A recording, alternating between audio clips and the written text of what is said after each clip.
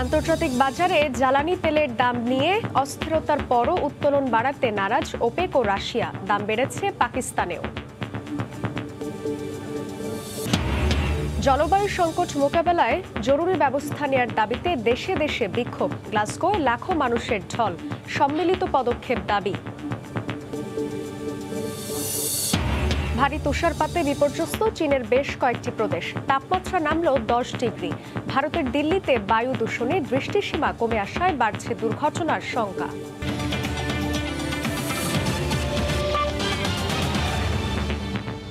আন্তর্জাতিক সময়ের সঙ্গে আছি আমি জান্নাতুল সাদিয়া। 2014 সালের পর চলতি বছর বিশ্ববাজারে জ্বালানি তেলের দাম সর্বোচ্চ পর্যায়ে পৌঁছায়। এর প্রভাব পড়েছে তেল আমদানি করা দেশগুলোর উপর। জ্বালানি তেলের দাম বেড়ে যাওয়ায় দেখা দিয়েছে অস্থিরতা। উৎপাদন ও সরবরাহ কমে যাওয়ায় বেড়েছে অপরিশোধিত তেলের দাম। তেলের দাম কমাতে যুক্তরাষ্ট্র সহ বিভিন্ন দেশের চাপ সত্ত্বেও আগের অবস্থানে অনড় তেল রপ্তানিকারক দেশগুলোর জোট ওপেক ও রাশিয়া সহ তেল উৎপাদনকারী দেশগুলো। সক্ষমতা থাকা সত্ত্বেও উত্তোলন বাড়াবে না বলে জানিয়েছে ওপেক, যে কারণে তেলের দাম আরও বাড়ার আশঙ্কা করা হচ্ছে।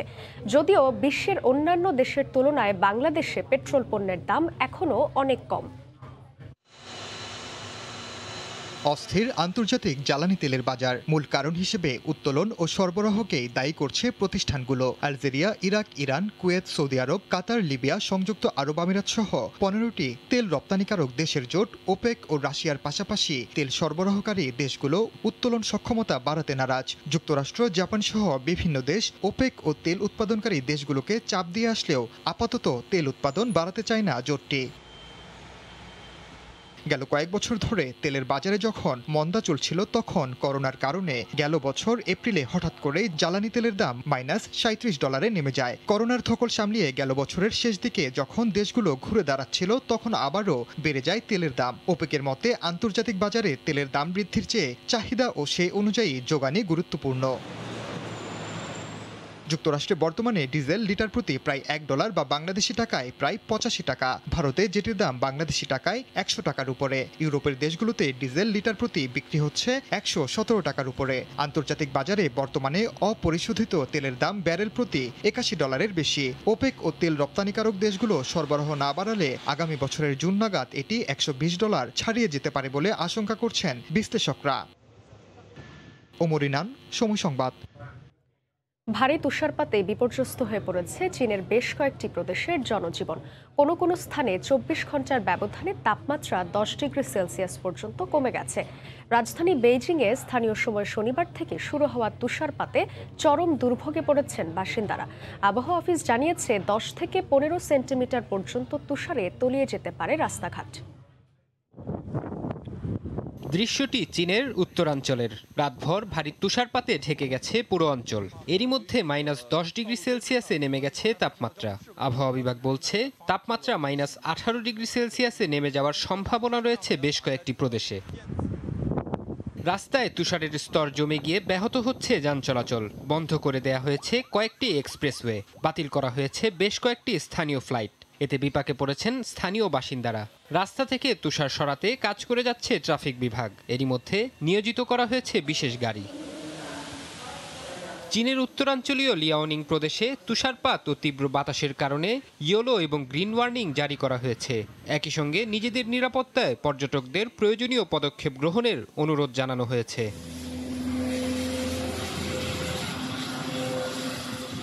ভয় দেখাচ্ছে নতুন আবহাওয়া পূর্বাভাসও। আগামী 48 ঘন্টার মধ্যে তুষারপাত আরও বাড়বে বলে আশঙ্কা করছে স্থানীয় কর্তৃপক্ষ। এতে কমপক্ষে 10 থেকে 15 সেন্টিমিটার পর্যন্ত তুষারে তলিয়ে যেতে পারে রাস্তাঘাট। ফারহাদ চৌধুরী, সময় সংবাদ। প্রবল বৃষ্টিপাতের কারণে সৃষ্ট বন্যায় বিপর্যস্ত বসনিয়ার রাজধানী সারায়েভো।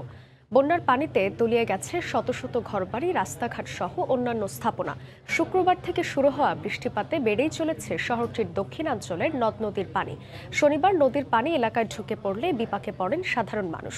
বালুর বস্তা ফেলেও নদী ভাঙন ঠেকাতে হিমশিম খাচ্ছে স্থানীয় প্রশাসন।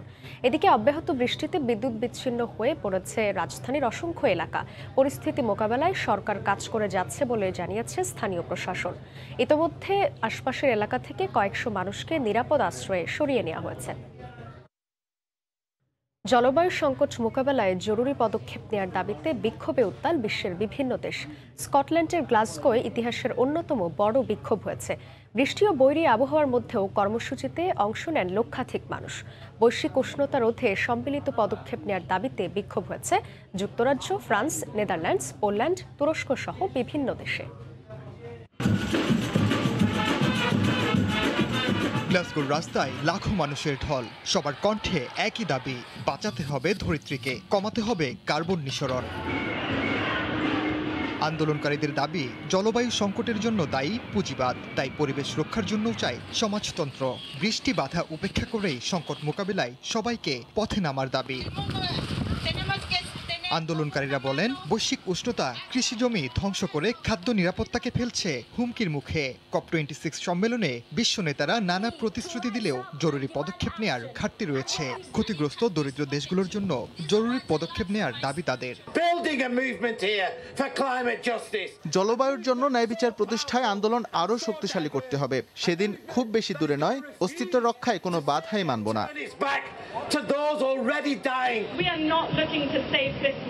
জলবায়ু পরিবর্তনের প্রভাব রোধে কঠোর পদক্ষেপের দাবিতে লন্ডনের ট্রাফালগার স্কয়ারের সামনেও জড়ো হন কয়েক হাজার মানুষ। তাদের কণ্ঠে ছিল জলবায়ু ন্যায় বিচার প্রতিষ্ঠার ডাক। বিশ্বকে বাঁচানোর আন্দোলন হয়েছে নেদারল্যান্ডসেও। অ্যামস্টারডামে বিক্ষোভে অংশ নেন 40,000-এর বেশি মানুষ। আমরা বিশ্বাস করি এখনই কিছু না করলে আমাদের জীববৈচিত্র্য হারিয়ে যাবে। কার্বন নিঃসরণ রোধে শীর্ষ ধনী 10 দেশের নিষ্ক্রিয় ভূমিকার তুমুল সমালোচনা করে বিক্ষোভ করেন ফরাসিরাও। প্যারিসে এ বিক্ষোভে ফ্রান্স, যুক্তরাষ্ট্র ও চীনের প্রেসিডেন্টের ভূমিকার বিরুদ্ধে বিভিন্ন স্লোগান দেন। বিশ্ব নেতাদের নিষ্ক্রিয়তাকে অপরাধ আখ্যা দেন বিক্ষোভকারীরা। জলবায়ু সংকট মোকাবেলায় জরুরি পদক্ষেপের দাবিতে পোল্যান্ড, তুরস্ক সহ বিশ্বের আরও বেশ কিছু দেশে সরব পরিবেশ কর্মীরা। ওমর ইনান, সময় সংবাদ। জলবায়ু পরিবর্তনের প্রভাব মোকাবেলায় বিশ্ব নেতাদের ঐক্যবদ্ধ হয়ে কাজ করার তাগিদ দিয়েছেন ব্রিটিশ প্রধানমন্ত্রী বরিস জনসন। স্কটল্যান্ডের গ্লাসগোতে চলমান COP26 সম্মেলনে 40টিরও বেশি দেশ কয়লার ব্যবহার থেকে সরে আসার চুক্তি সই করেছে। 2030 সালের মধ্যে পর্যাপ্ত বনায়নের প্রতিশ্রুতি দিয়েছে শতাধিক দেশ। সম্মেলনের 7ম দিনে প্যারিস চুক্তি বাস্তবায়নে জোর দিয়েছেন COP26-এর প্রেসিডেন্ট অলোক শর্মা। পৃথিবীকে বাঁচাতে স্কটল্যান্ডের গ্লাসগোয় চলছে বিশ্ব জলবায়ু সম্মেলন COP26। সম্মেলনের এক সপ্তাহের মাথায় প্রেসিডেন্ট অলোক শর্মা শোনালেন আশার বাণী। এবারের সম্মেলনে আমরা ইতিবাচক অগ্রগতি দেখতে পাচ্ছি। উন্নত দেশগুলোর সহযোগিতাপূর্ণ মনোভাব পরিবেশ রক্ষায় চুক্তিবদ্ধ হতে গুরুত্বপূর্ণ ভূমিকা রাখছে। আরও অনেক দেশ সমঝোতায় আসবে বলে আমি আশাবাদী। ইতোমধ্যে বিশ্ব নেতারা বড় কিছু প্রতিশ্রুতি দিয়েছেন।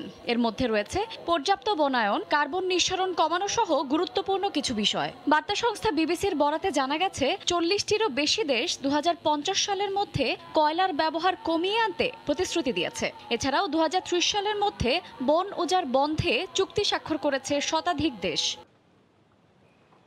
গ্রিনহাউস গ্যাসের নিঃসরণ বন্ধে যুক্তরাজ্য ও ইউরোপীয় ইউনিয়নের সঙ্গে এক হয়ে কাজ করার প্রতিশ্রুতি দিয়েছে যুক্তরাষ্ট্র। এদিকে 2060 সালের মধ্যে কার্বন নিরপেক্ষ দেশ হিসেবে রাশিয়াকে প্রতিষ্ঠিত করার অঙ্গীকার ব্যক্ত করেছেন প্রেসিডেন্ট ভ্লাদিমির পুতিন। অন্যদিকে 2070 সালের মধ্যে নেট জিরো ভারতের প্রতিশ্রুতি দেন প্রধানমন্ত্রী নরেন্দ্র মোদী। অপর পরাশক্তি অস্ট্রেলিয়া কয়লার ব্যবহার না কমিয়েই 2050 সালের মধ্যে কার্বন নিঃসরণের পরিকল্পনা উত্থাপন করেন। শুধু তাই নয়, 2030 সালের মধ্যে মিথেন নির্গমন 30% কমিয়ে আনতে পরিকল্পনার কথা জানিয়েছেন স্কট মরিসন। এদিকে শনিবার বিশ্ব বন্যপ্রাণী সংস্থার প্রধান মার্কো ল্যাম্বার্টিনি পরিবেশ সংরক্ষণে করণীয় একটি প্রস্তাব উত্থাপন করেন। জীববৈচিত্র্য রক্ষায় বিশ্ব নেতাদের আরও ফলপ্রসূ পরিকল্পনা বাস্তবায়নের তাগিদ দেন তিনি। শায়লা রহমান ইমা, সময় সংবাদ। অটিজম বান্ধব সমাজ বিনির্মাণে বাংলাদেশ সরকার প্রতিশ্রুতিবদ্ধ বলে মন্তব্য করেছেন পররাষ্ট্রমন্ত্রী ডক্টর একে আব্দুল মোমেন। স্বনামধন্য চ্যারিটি প্রতিষ্ঠান আপাসেনের লন্ডনস্থ প্রধান কার্যালয় পরিদর্শন শেষে এই মন্তব্য করেন তিনি। বিশেষ চাহিদা সম্পন্ন মানুষের জন্য বাসযোগ্য এক সমাজ বিনির্মাণে সবাইকে মানবিক হবার আহ্বান জানান পররাষ্ট্রমন্ত্রী। এ সময় আপাসেন ইন্টারন্যাশনালের প্রধান নির্বাহী মাহমুদ হাসান এমবি পররাষ্ট্রমন্ত্রীকে আপাসেন শিক্ষার্থীদের বিভিন্ন কার্যক্রম সম্পর্কে অবহিত করেন।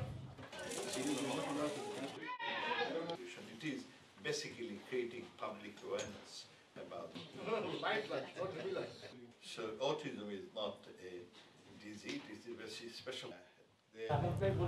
লন্ডনের পর এবার ম্যানচেস্টার সিটিতে কাল অনুষ্ঠিত হবে বাংলাদেশ ইনভেস্টমেন্ট সামিটের দ্বিতীয় পর্ব। দুই দেশের ব্যবসায়ীদের একাধিক বৈঠকে দেশে বিনিয়োগের আহ্বান জানান বাংলাদেশের প্রতিনিধিরা। লন্ডন থেকে আরও জানাচ্ছেন সানবীর রূপল। $3,12,000 কোটি ডলারের বিশাল অর্থনীতির দেশ যুক্তরাজ্যে এখন বাংলাদেশের ব্যবসায়ীর প্রতিনিধি দল এবং সরকারের উচ্চ পর্যায়ের প্রতিনিধি দল অবস্থান করছে লন্ডনে। তবে লন্ডনের এই রোড শোটি 4 নভেম্বর শুরু হয়েছে। 4 নভেম্বর থেকে তারা আবার এখান থেকে যাবেন ম্যানচেস্টার ইউনাইটেডে।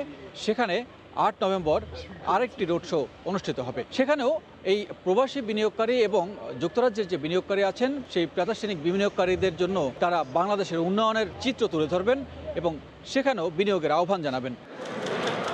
লন্ডনের এই রোড শো প্রধানমন্ত্রী শেখ হাসিনা উদ্বোধন করার পরে এখানে এক বা একাধিক বৈঠক হয়েছে। সেই বৈঠকগুলোতে যেমন প্রবাসী বাংলাদেশি ব্যবসায়ীরা অংশ নিয়েছেন, তেমনি বিভিন্ন শ্রেণী পেশার মানুষজন অংশ নিয়েছেন।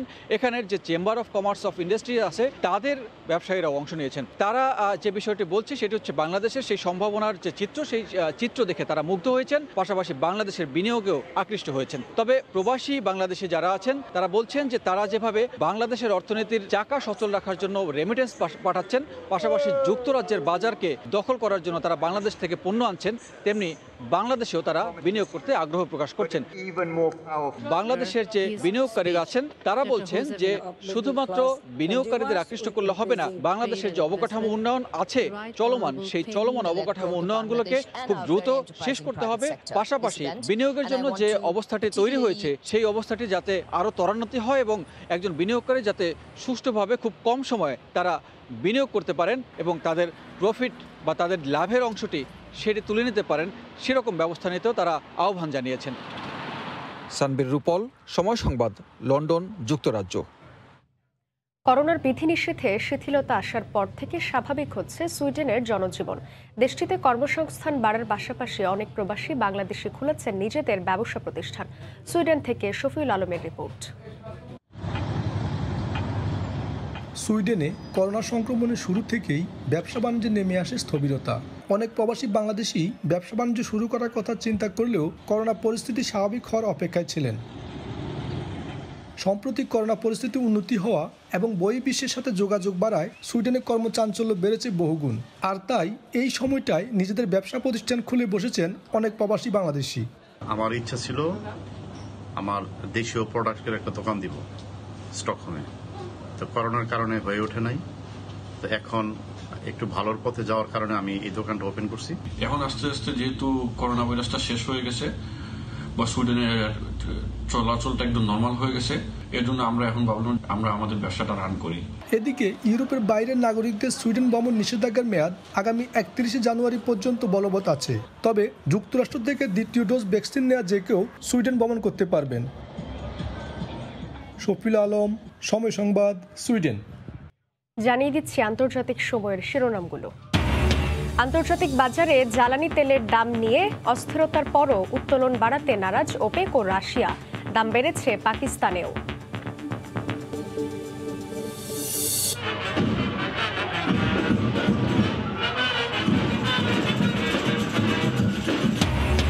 জলবায়ু সংকট মোকাবেলায় জরুরি ব্যবস্থা নেওয়ার দাবিতে দেশে দেশে বিক্ষোভ।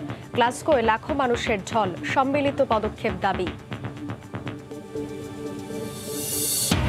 এবং ভারী তুষারপাতে বিপর্যস্ত চীনের বেশ কয়েকটি প্রদেশ। তাপমাত্রা নামল 10 ডিগ্রি। ভারতের দিল্লিতে বায়ু দূষণে দৃষ্টিসীমা কমে আসায় বাড়ছে দুর্ঘটনার সংখ্যা। এই ছিল আন্তর্জাতিক সময়। সঙ্গে থাকুন সময়ের।